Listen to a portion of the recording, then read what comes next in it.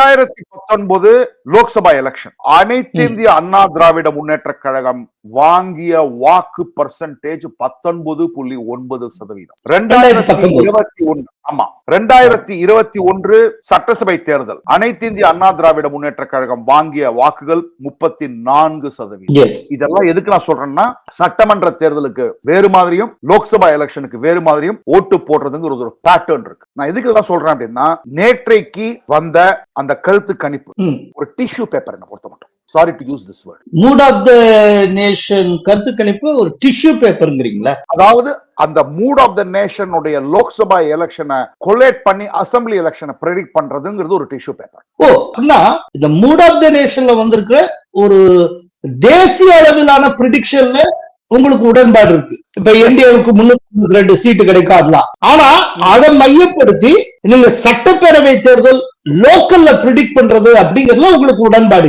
இல்ல சார். அவங்க என்ன சொல்றாங்கன்னா, லோக்சபா சீட் கேரளால வந்து 1-2 சீட் பிஜேபிக்கு ஜெயிக்கலாம், மித்தி இருக்கிற இடத்துல எல்லாமே வந்து காங்கிரஸ் கூட்டணி ஜெயிச்சிரும், எல்டிஎஃப் ஒரு சீட் கூட ஜெயிக்காது, 0 அப்படின்னு கொடுக்குறாங்க. அதை நான் அசெம்பிளிக்கு அப்படியே கொலேட் பண்ணி 120 சீட் அசெம்பிளி சீட்ல வந்து யூடிஎஃப் ஜெயிக்கும், பிஜேபி வந்து 12 சீட் ஜெயிக்கும், எல்டிஎஃப் 0 சீட் தான் ஜெயிக்கும் சொன்னா இது அபத்தமான கருத்தா இல்லையா?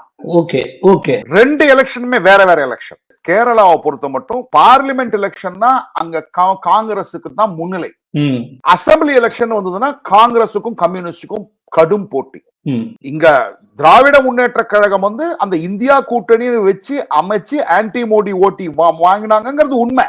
ஆனா 2026 தேர்தல் மோடிக்கான தேர்தல் கிடையாது. இது யார் சிஎம் அப்படிங்கிற இடத்துல நீங்க லோக்சபா எலெக்ஷனுடைய கண்ணோட்டத்துல நீங்க அசெம்பிளி எலெக்ஷனை பார்க்கவே கூடாது, பார்க்கவும் முடியாது. பார்த்தால் அது அபத்தம்.